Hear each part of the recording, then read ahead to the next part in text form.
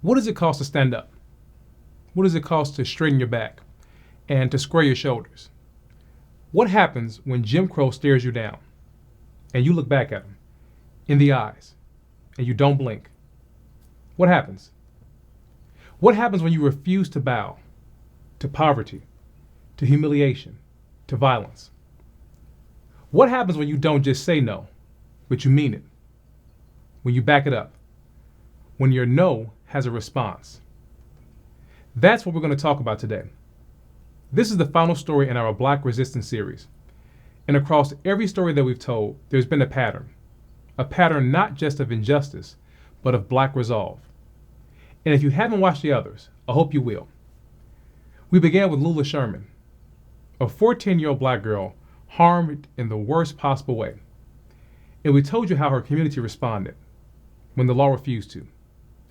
Then we went to Onondaga, Virginia, where Black laborers demanded fair pay and were punished for their dignity. Then came Edgar Caldwell, a Black soldier who refused to accept second-class citizenship and was legally lynched for defending himself. In this story, we see all of it. This one is heavy. I need you to know that up front, because it's the culmination of everything we've been building towards in this series. Legal abandonment, mob violence, and a system that refused to stand up for us because we dared to stand up for ourselves. This story takes us to Lamar County, Texas, a place we've been before, a place that was no stranger to mob violence. Paris, Texas, the county seat, had a reputation, not just for what it allowed, but for what it normalized. Because in this town, public racial violence wasn't just breakdown of order, it was the order. They called it justice. They called it tradition. But we know what it was. It was a message. It was a warning. It was a ritual of control. If you remember, in the Edgar Caldwell story, I introduced you to a term, the nadir of race relations, coined by historian Rayford Logan. What he described as the lowest and worst period for race relations in this country, a period of tremendous violence and injustice for Black people. I'm not going to reshare all of the history here, so go back to the Edgar Caldwell video if you haven't watched it. But I want to continue talking about it with you here, this low point. And I want to talk about how this one county in Texas embodied all of the worst that the nadir had to offer Black people. Let me give you some history first so you understand what I mean. In February of 1893, Ida B. Wells gave a speech at the Metropolitan Church in Washington, D.C. I've talked about this speech before in another video on the lynching of Thomas Smith. She spoke about the horrors of lynching. She said that the South was ruled by a mob, and that Black people were under attack from every direction. She said lynching is nothing more than an excuse to get rid of Negroes who are acquiring wealth and property. The very next day, newspapers reported on a horrific lynching in Paris, Texas. A Black man named Henry Smith had been burned alive by a mob of thousands. I've covered his story before too. Smith was accused of taking the life of a white child. The mob gouged his eyes out, poured hot oil on him, and set him on fire, as thousands watched. It was an act of barbarism. Wells was so disturbed that she hired the Pinkerton Detective Agency to investigate the lynching herself. At the time in Paris, Texas, there was a Black family watching and witnessing all of this horror, the Arthur family. They, along with the Black people across Lamar County, were powerless to stop it and horrified that so many took part in it. But little did the Arthurs know that their own family would become another chapter in Lamar County's long record of injustice against Black people. What horrified Wells in 1893 was going to happen again, this time to the Arthurs. And it will be worse, because this time, the fire didn't just take one man. It came for an entire family. Let me tell you about this family. Scott Arthur was born around 1851 in Alabama. Because he was born 14 years before Black people were emancipated, that means he was likely enslaved and experienced all the horrors that came with it. There is some evidence to support this. Census records indicate that Scott could not read or write. He would have been 14 when emancipation came for Black people, and enslaved Black people were forbidden to read and write. And the fact that Scott could not lends weight to the likelihood that he had been enslaved. We don't know when or how, but Scott made his way to Texas. We know from looking at census records that he was already in Texas in 1893, when Henry Smith was lynched in Paris. Scott was married to Violet Arthur. Violet was born around 1861 in Arkansas. Based on the year that she was born, 4 years before emancipation, it's also likely that she might have experienced enslavement. Scott and Violet lived like most black people did during these times. They worked the land as sharecroppers, just like they had during enslavement, working every day in brutal conditions, making barely enough to survive. But they did survive. They survived some brutal and horrid conditions in Lamar County. Let me explain what I mean by that. As I said earlier, Lamar County, and Texas in general, was not exactly a haven of safety and stability for newly freed black people. In fact, it was the opposite. Lamar County has a dark history of lynch mobs and racial violence dating back to the Civil War. During the war, a mob burned a black enslaved man named Rube. Reports from the time said that 500 people gathered and watched as Rube was tied to a tree and set on fire. And after emancipation, things did not get much better. During the Reconstruction era, mobs took the lives of no fewer than 400 black people in Texas. Every time black people tried to move one step forward into freedom, racism, injustice, and brutality showed up to kick us 10 steps back.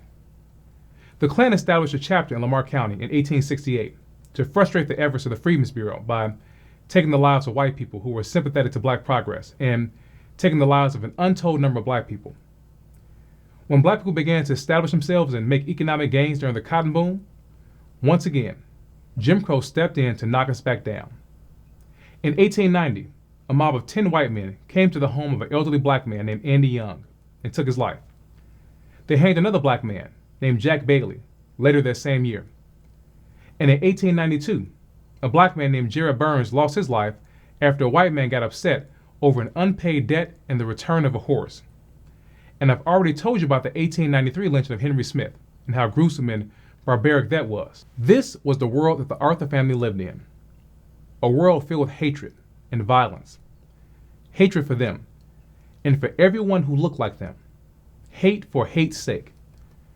A world where being black was the reason for your suffering, for your second-class citizenship, for your poverty, and many times for the brutality that ended your life. I'm telling you this because I want you to put yourself in Lamar County, Texas. I don't want you to just see the Arthurs as a black family that suffered, but as a family that lived, that breathed the air of injustice, that tasted the soil of brutality every single day. Not during a moment of crisis, but as the backdrop of their everyday lives. This is important, not just for this story, but for all the stories that we're telling. I'm not asking you to just say, that was horrible, or I can't believe that. I want you to understand what black life was like, what it meant to wake up with this, to go to bed with this, to feel it in your chest, to have it weigh down every step that you take, to have it scream in your body even when you're silent. This was life for the Arthur family. And now that we have the understanding, let me tell you what happened next. Scott and Violet had over 10 children. I want to tell you about 2 of them. Herman Arthur, one of their older sons, was born around 1892. And there was Irving, born around 1903. The Arthur brothers worked alongside their father as farmers, helping to support the family. But Herman wasn't just a farmer. He was also a soldier. He served in World War I, and when he came back home, he wanted to live like a man, like a citizen, in the country whose freedom he had defended across the seas. But Herman was a black man, and if you remember what we discussed in the Edgar Caldwell story, you already know.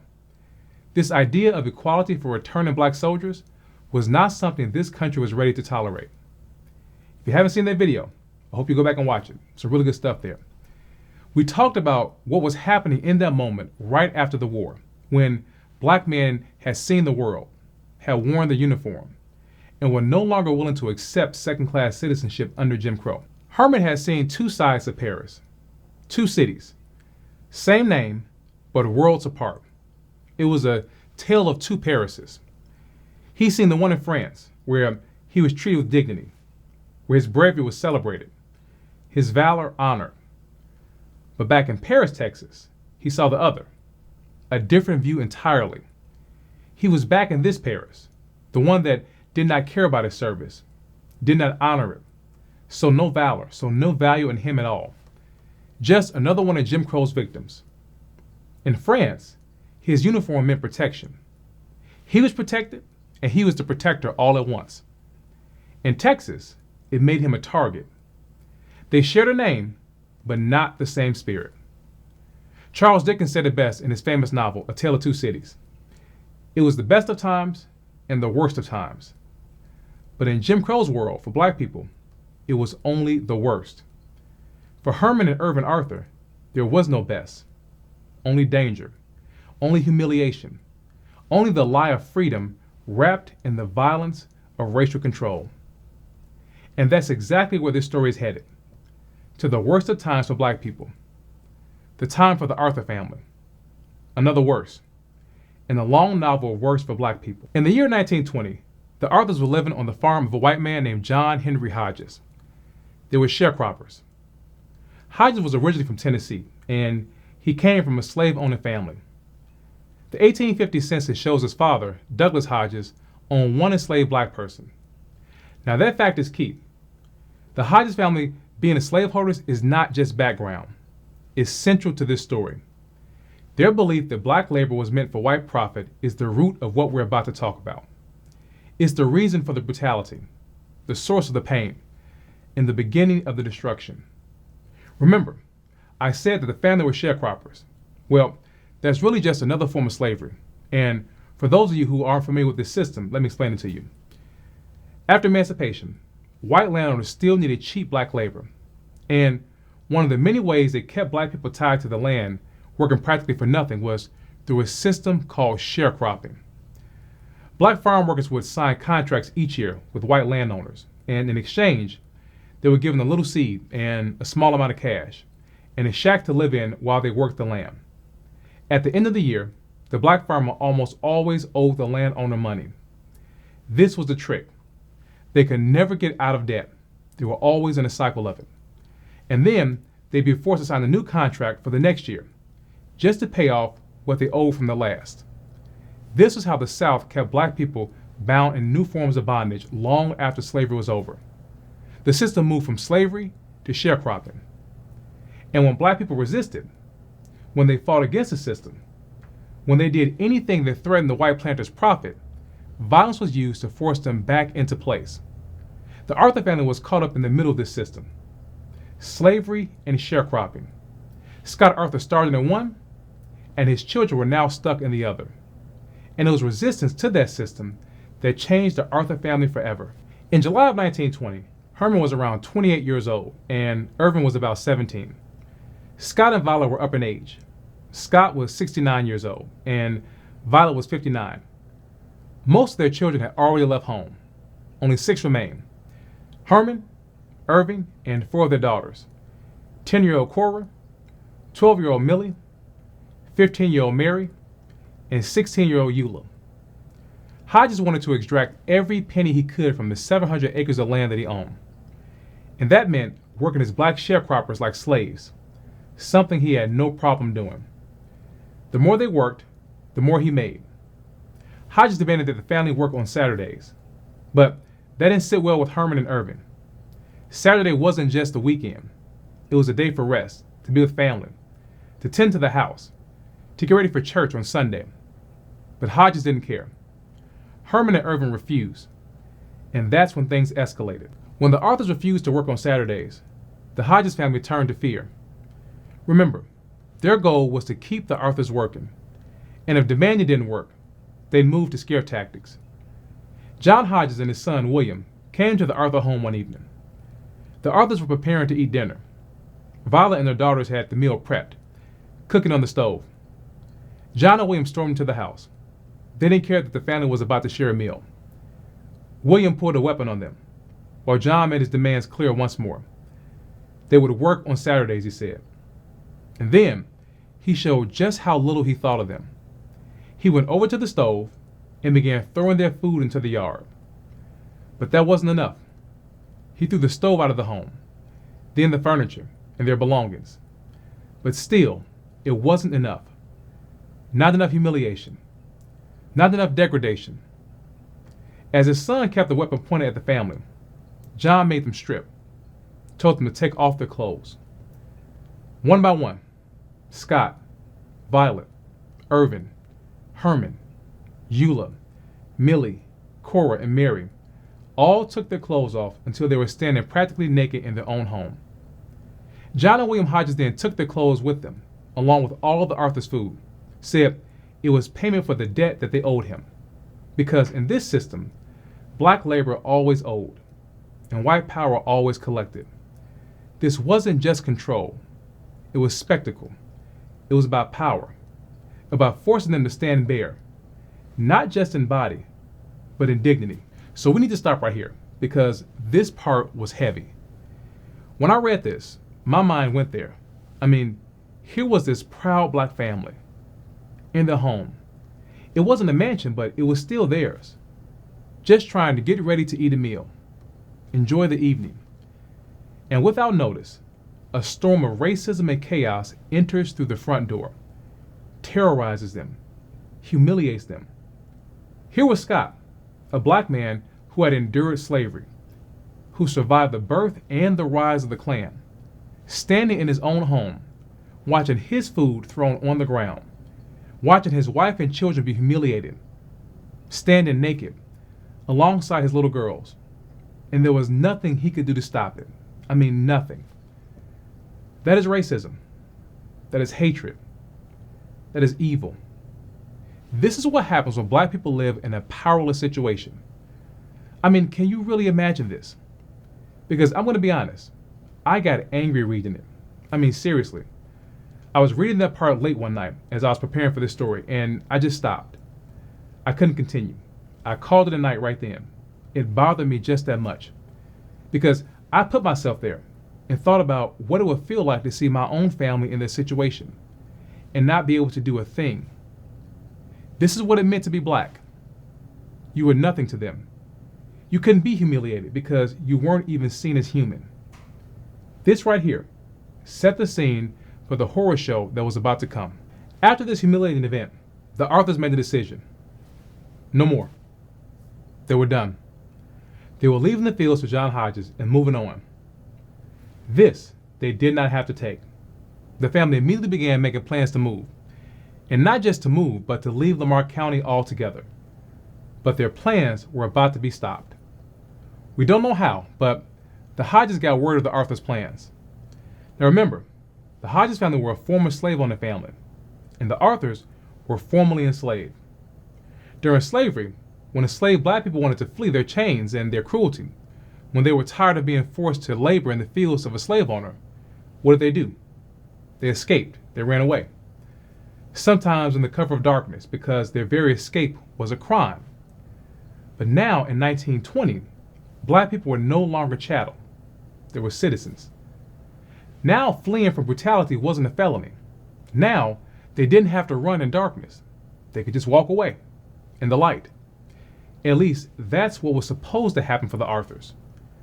But Jim Crow and the Hodges family didn't see it that way. To them, slavery had never really ended. To them, the Arthurs weren't citizens. There was something less than that.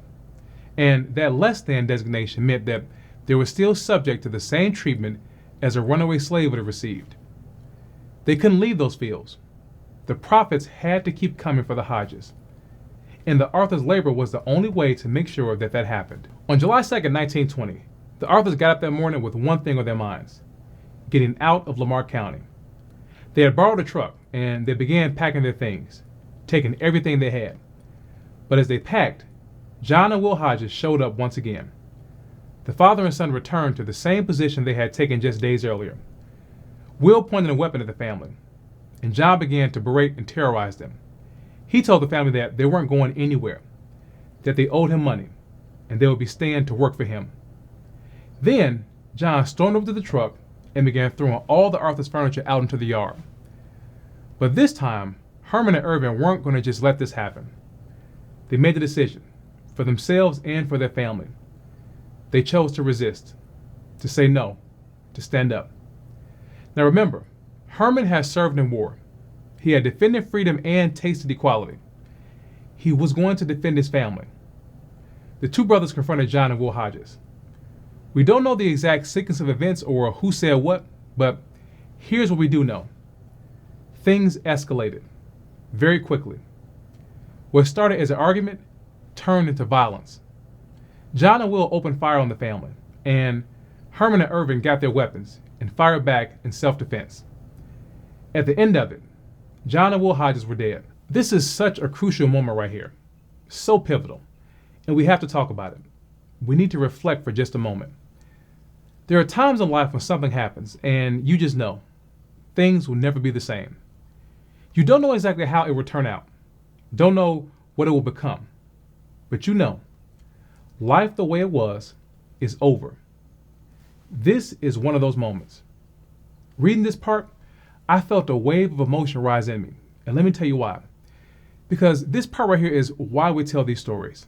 And here's what I want you to do. I want you to go back to 1920. Go to the front of that home. See that truck. See the furniture on the ground, their clothing. See the family. See Scott and Violet and Irving and Herman and Millie and Eula and Mary and Cora. See them. Now turn your gaze to the other vehicle in the yard and see on the ground two white men, John Hodges and his son Will Hodges, the wealthy owners of the land you're standing on, dead. This is a moment when it feels like time has literally stopped. The family looking at one another, screaming, but also silent. What are we going to do? There is no explanation that can explain this, no understanding we can offer that will make anyone truly grasp what has just happened here. And I want you to sit with that while I'm telling you this, because this is the moment you realize it's over. What we worked for, over. What we built, it's over. What we loved, it's over. It's all over. You see, Jim Crow had no tolerance for black self-defense. He didn't even recognize the concept for us. We could not defend, only submit. And you have to wonder, what was said in those first few seconds after the firing stopped? What did Scott say, the father who had survived slavery? What emotions raced through him? For his wife, for his children. There was nothing he could do to save them from what was about to come. And he knew it. Irvin and Herman had fired those shots. What did they think? This wasn't France. This wasn't war. This was the Jim Crow South, where the rope and the flame were considered tools of peacekeeping. What went through their minds? These were real black people, real black lives, a real black family. They experienced this in real time, not in a clip, not on a page in a book, in real time. They didn't know they were becoming history. They were just trying to survive the day. And we owe it to them to honor that, to reflect on what they went through, what they endured, what they carried. This moment made me pause, and I hope it does the same for you as we move to the next part of this story. After the smoke cleared and everyone realized what had just happened, Herman and Irving did the only thing they could, the only option that was available to them. They fled. They knew what was waiting for them if they stayed, and they got out of there. The two brothers said their goodbyes, grabbed what they could, and ran north. Now, I have to keep coming back to this, and I hope you'll indulge me. It's in moments like this where I really stop and think about what was going on. That last hug with mother and father, the tears that must have fallen, the last words that lingered in the air. I thought about these two brothers escaping, trying not to draw attention to themselves, moving quietly through the dark. I thought about what they might have said to one another. Words of comfort. It's going to be okay, brother. We'll get there safe. We'll be fine. Knowing full well it wasn't fine. I think about those steps they took as they ran. Their feet hitting the dirt. Every sound of the night, a threat. Every shadow, a possibility of capture. News of what happened to the Hodges spread quickly. Whites in the area were outraged. Not that the Hodges had terrorized the black family, but outraged that the Arthurs had resisted, that they had fought back, and that their resistance led to the deaths of 2 white men. And as we talked about already, this county had a history of dealing with black people. The people here knew what to do. It didn't take long for mobs of white men to form. They had one goal in mind: find Herman and Irving.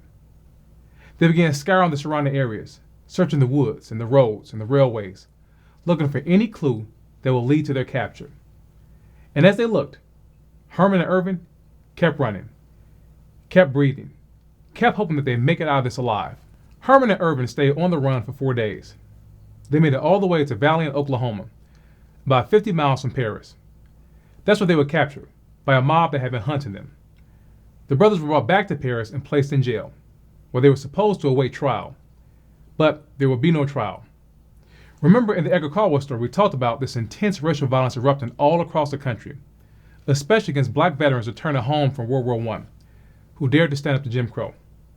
Well, the citizens of Lamar County were about to make it very clear what they thought about this new black man, this soldier, returning from war and standing on his dignity.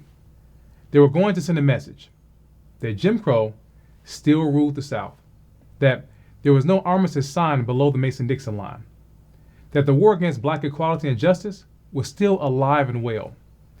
And this wasn't just rhetoric. I'm not just saying this for effect. There were signs posted around town, not rumors, signs. They read that the Arthur brothers had been captured and that they would be burned at the fairgrounds. All were invited. All should come. I mean, can you imagine that? They advertised it like they were hosting a picnic, like they were selling lemonade. That's how committed they were to injustice. The word had gone out. The signs had been posted. The Arthur brothers were back in Paris, and a burning was about to take place. It took no time for hundreds to rush to the jail and demand the brothers be handed over. Judge Ben Ditton came out and pleaded with them, pleaded with the mob to remain calm. He told them that he would promise a speedy trial, that the court would be called into session immediately to deal with this. But let's be clear, he wasn't telling the crowd that the rule of law will be played out. No, he was saying something else. He was saying, save your rope, save the fire. The court and Judge Lynch would take care of it. But it was rope and fire that the crowd wanted. They didn't care about justice. They didn't care about appearances. Only the brutality. Only the message that the mob had come to send. Judge Ditton could save his formality. They preferred the rope and the flame. As the mob stood outside making plans, Herman and Irving were inside the jail, hearing all of it. Every second must have felt like an hour. You have to wonder, what did they think? What did they do? Did they comfort one another? Did they pray? Did they beg? Did they plead? Did they try to tell their side of the story to the authorities? Because let's be honest, they weren't being protected in their jail. They were only being housed until the plans were set and everything was in place for what had already been determined, the verdict and the death sentence. We don't know what happened in their cell as they waited, but we do know what happened next. The mob came for them. As everyone expected, the mob entered the jail and seized Herman and Irving. They marched them to the fairgrounds, just like the signs had promised. And when they got there, the stage was already set. The wood was already piled near the flagpole. The fuel was already laid out, waiting to be poured. The crowd was already gathering. That detail, the readiness of it all, gives us deep insight into how injustice operated against black people. Lynching is often talked about as if it were some kind of sudden burst of racial rage, something wild and spontaneous and reactionary. But that's not how it worked. It was rarely sudden. It was rarely chaotic. It was planned.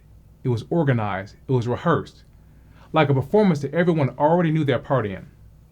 Someone had to chop the wood. Someone had to haul it, stack it, arrange it.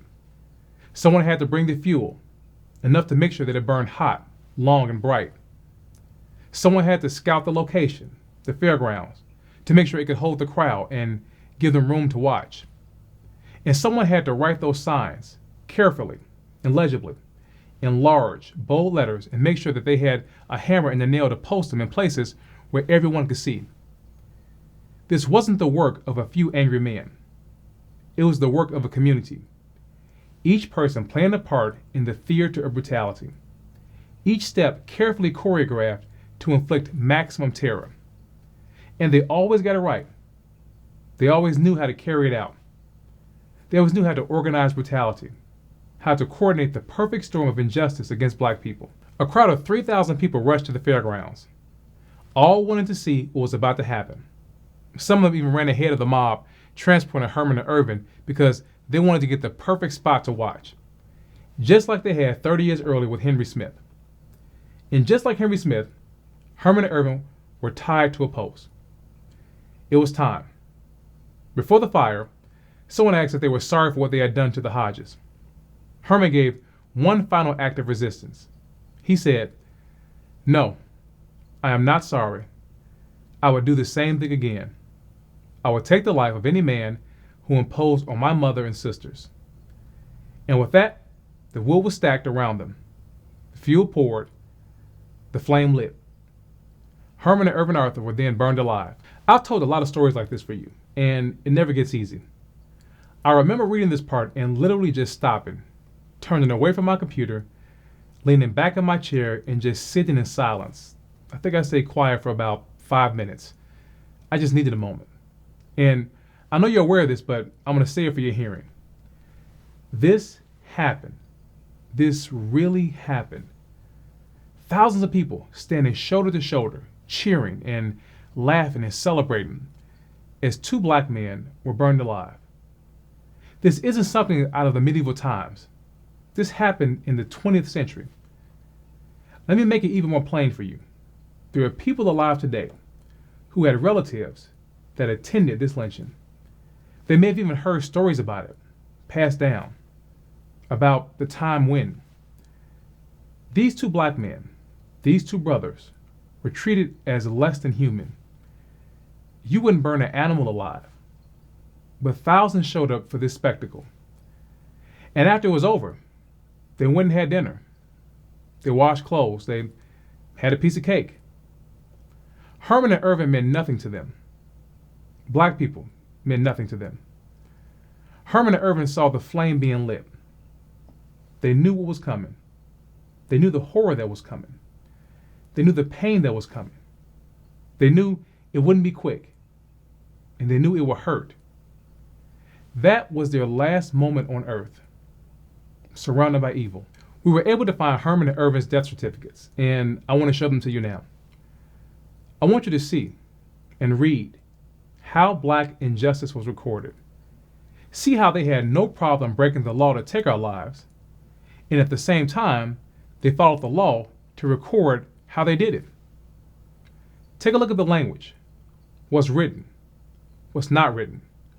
They said they were burned to death by persons unknown. Thousands were present, and not one name mentioned here. As gruesome and horrific as it sounds, it still wasn't enough.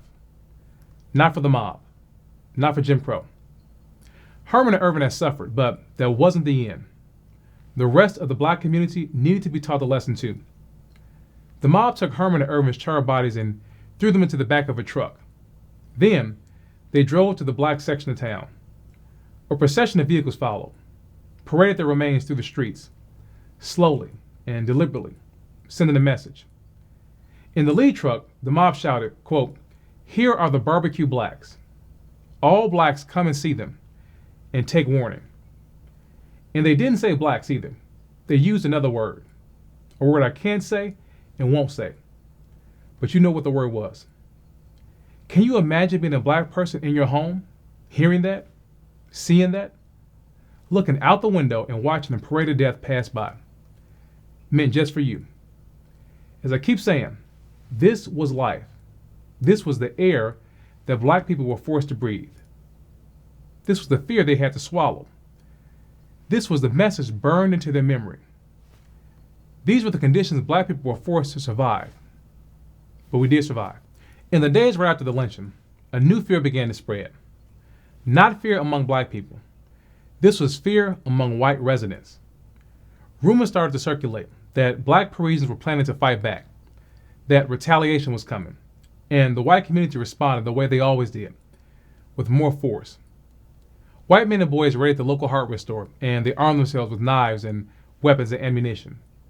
They then began patrolling the black section of town, making it clear that they were ready to meet imagined violence with very real brutality. This came just 1 year after the Longview race riot, a violent white backlash against black resistance. It started after an article in the Chicago Defender exposed the lynching of a black man named Lemuel Walters. White residents in Longview believed that a local black teacher, Samuel L. Jones, had written it. So they hunted him down and they beat him near the courthouse. Jones escaped. Over 24 armed black men came together to defend him. When the mob came back, the men opened fire, scattering them. In response, the mob returned with over 1,000 men. They burned Jones' home to the ground and destroyed black businesses and lynched a black man named Marion Bush. Eventually, the National Guard stepped in and martial law was declared. And Paris's mayor, J. Morgan Crook, was afraid something similar might erupt in Paris, so he sprang into action. He deputized 20 special policemen, and he shut down the roads and called a meeting. A group of white and black leaders gathered, but this wasn't a peace meeting. The white delegates made it clear. They were not there to reckon with what had just happened. They were not there to grieve or to reflect or even consider justice. They were there to warn black people. They said the meeting was meant to impress upon black people that they need to be discreet and temperate in their speech and conduct. That was a direct quote. In other words, don't talk too loud. Don't complain. Don't act like you're angry, because we're watching. And then came the part that truly shows you what black people were up against. One of the white delegates said, "Don't even think about leaving Paris, because that won't change anything." He told them, quote, "You'll be treated the same wherever you go if you don't behave yourselves." Think about that. 2 black men had just been lynched, burned alive, paraded through town. And this was the message sent to black people. You better behave. Even though that was the message to the black people in Paris, it was outside of Paris that black people, and the black press in particular, took up the resistance. They did not behave. They let it be known that this was barbarism. The Chicago Defender ran a story with the headline, "Texans Rejoice as Men Burn." The article described how in Lamar County, Independence Day celebrations were a 2-day affair. The first day was filled with patriotic speeches, but that wasn't enough.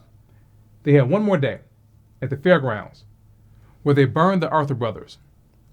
And the NAACP also spoke out against what happened. NAACP Executive Secretary at the time, James Weldon Johnson, called out Texas Governor William Hobby for his refusal to bring the mob to justice. In a public statement that ran in the black newspaper, the Negro Star, Johnson asked the question, "Christian America, is there any justice within your power? How long will you burn human beings at the stake? What will be your end?" Now, if you recall, I touched on this very topic in the last video in this series, the one about Edgar Caldwell. I talked about how Dr. Martin Luther King Jr. once preached a sermon titled "Rediscovering Lost Values." And in that sermon, he said that America had no problem accepting the laws of physics and nature, but refused to accept the laws of morality, especially when it came to black people. Dr. King preached that sermon in 1954, 34 years after James Weldon Johnson said almost the exact same thing. And as a side note, for those of you who didn't know, James Weldon Johnson was the man who wrote "Lift Every Voice and Sing," the black national anthem. Just a fun fact I thought I'd throw in for you. The lynching had gotten a lot of press, and it was making Paris look bad. And something had to be done. So a mass meeting was held by the Chamber of Commerce, and there, a grand jury was called to investigate. And that's exactly what happened. In response to pressure, both local and national, a special grand jury was convened in mid-July. Its job was to investigate the lynching and to name the ringleaders. Now, the appearance of justice had taken over. Citizens had started writing to Judge Denton saying that they supported the grand jury. And the papers made sure to carry their story, doing everything they could to make Paris look like a place of law and order, a place that didn't tolerate mob violence. So the grand jury got to work. Witnesses were called in. Most said nothing, but still, somehow they managed to come up with 5 names.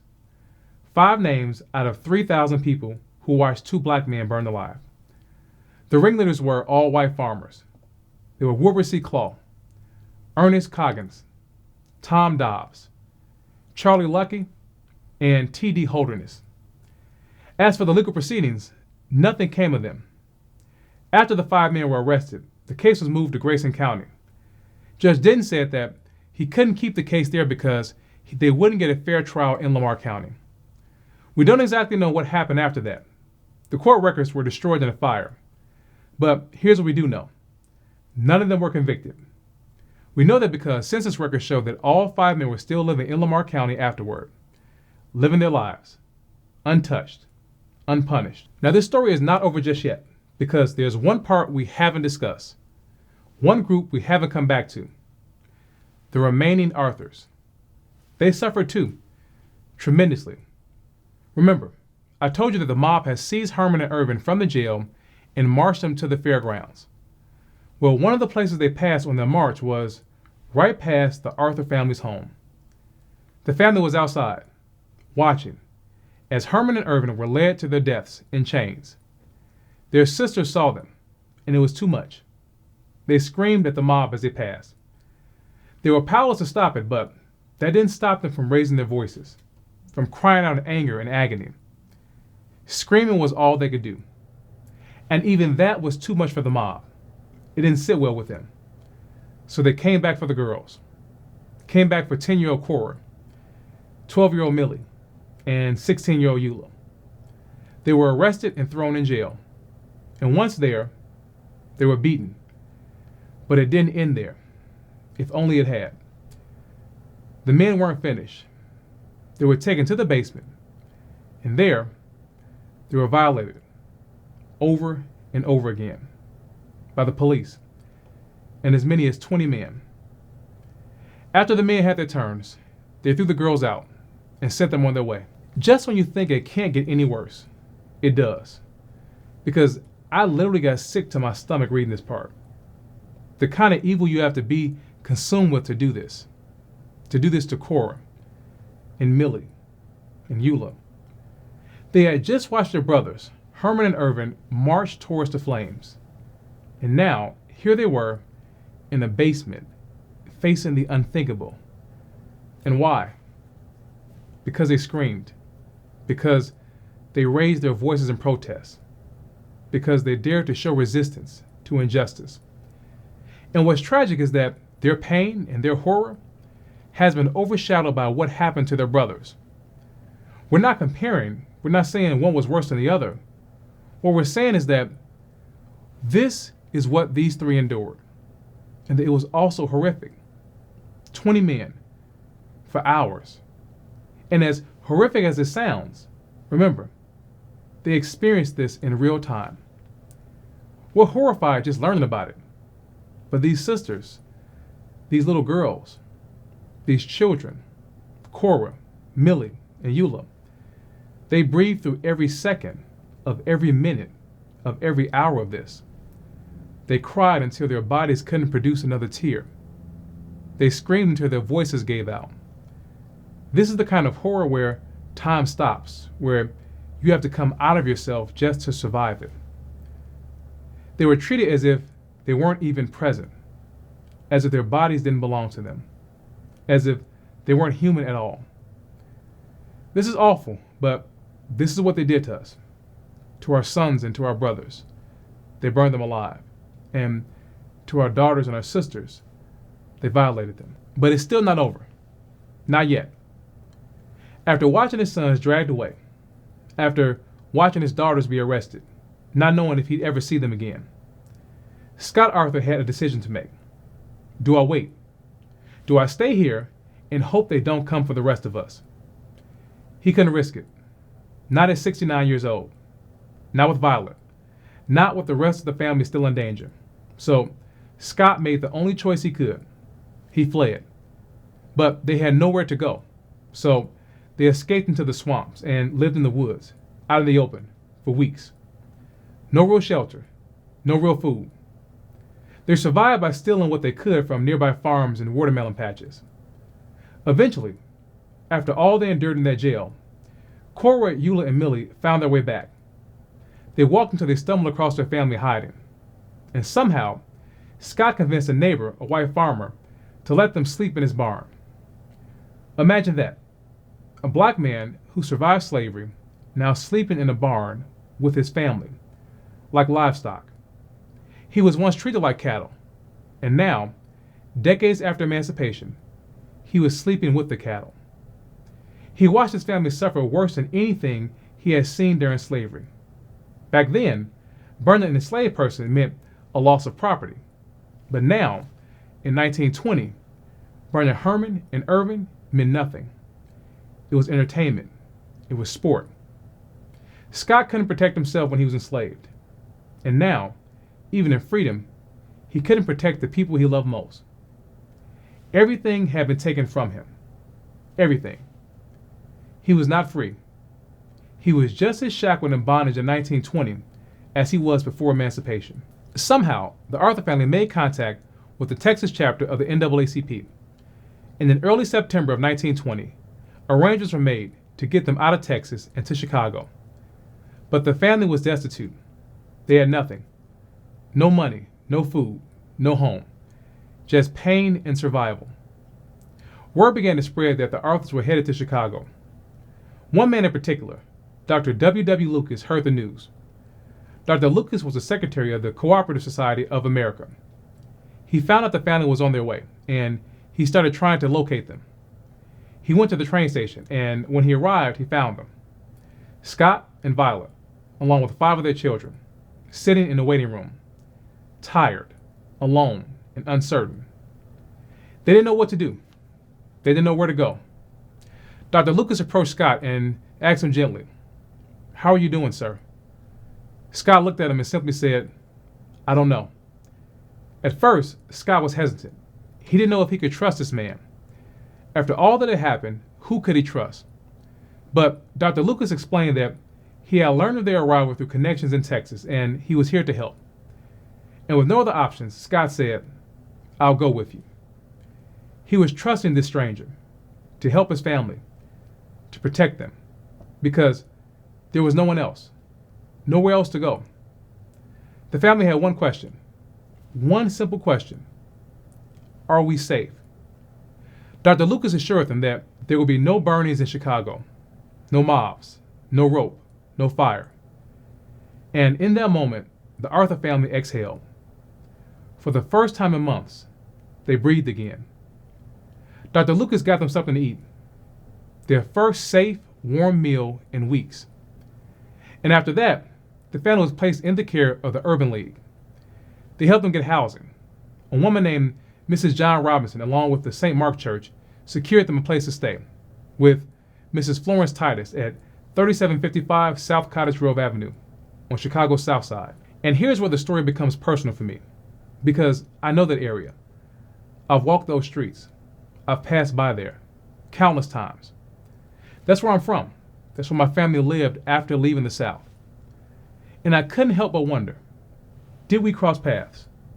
Did someone in my family ever meet Violet or Scott or Millie or Cora or Eula or Mary? Maybe at church, maybe on a street corner, maybe in passing. It made me stop and reflect. And we've all seen this iconic image of a black family arriving by train in Chicago. It's often held up as a symbol of the Great Migration. I've seen it countless times and never knew what it represented. What had just happened to the family in this photo. Never knew that this was the Arthur family from Paris, Texas. The family that had just been through the unspeakable. For the Arthur family, that image doesn't represent migration. It represents escape and flight and survival. That photo wasn't taken during a moment of hope. It was taken at the worst time in their lives. It captured their pain. It recorded their trauma. It documented the price they paid for daring to resist Jim Crow. I want to tell you about one more act of resistance that stemmed from all of this, and it came from the black people of Lamar County. They had lived through the lynchings, through the horror this county loved to inflict on black people. They had seen the 1893 burning of Henry Smith, and now the 1920 burning of the Arthur brothers. Between 1893 and 1920, Paris had told black people over and over that they belonged on the bottom, that they could be treated any way Jim Crow wanted. But now they had seen enough. Black people didn't rise up in arms. That wasn't the form the resistance took.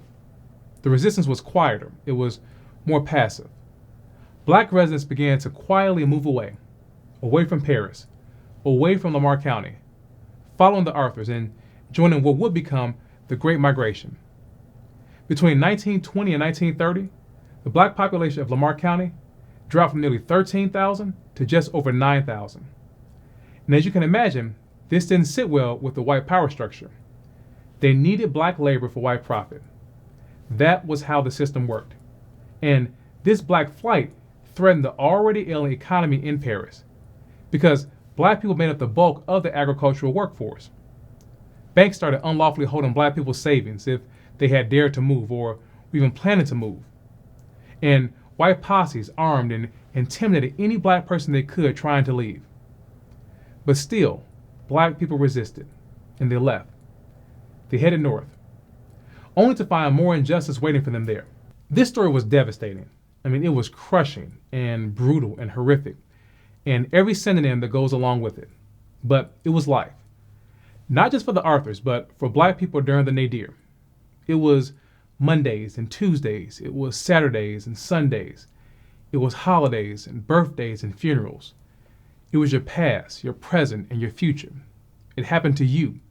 It happened to your mother and your father, your sisters, your brothers, your cousins, your friends. No one was exempt. Injustice was all around, all the time. The amount of injustice that black people have endured could fill every page of every book in 1,000 libraries. And still, there will be more libraries to build. But guess what? The fact that it would take that many books means that we survived, that we resisted. We endured when we weren't meant to. We lived to fight and resist another day. That's what this Black Resistance series has been about. I don't want you to make the mistake of thinking that our resistance meant that we won. That's not what this is about. No, not at all. This series has been about how we survived, how we said no, how we said, we see what you're doing to us and we don't accept it. It's been about us as a people and how we've endured the worst of everything that was thrown at us. And we're still here. Erase our names and stories from museums. Doesn't change the fact that it happened. Ban our books. It does not change our story. Call us unqualified. It doesn't erase the unquantifiable hours of free and forced labor we expended building this country. Do what you will. It doesn't change a thing. We are still here, and we're going to be here. We resisted slavery and survived it. We resisted black codes and convict leasing and survived it. We resisted Jim Crow and segregation and survived that too. We resisted mass incarceration, and we are still surviving. And we will resist this new nadir, and we will survive. I hope you learned something throughout this series. I have learned a ton, and as you learn, I learn right along with you. I learn more about our people and who we are, and that gives me hope for what we can be in these present times and in the future. We're already hard at work on the next series. We're going to learn more names, more stories. We're going to remember some more, because by us remembering, we are resisting. This Memory Justice Project is all about Black resistance, because memory is a form of justice. Herman and Irving didn't get justice in 1920, but we just gave it to them today. Before we get to the next series, I want to hear from you. Had you ever heard of the Arthur family? What did you think about what happened to them? And what did you think about this Black Resistance series? What did you learn? What stayed with you? We want to hear from you. Leave us a comment. And as always, thank you for joining me on this journey. See you in the next video.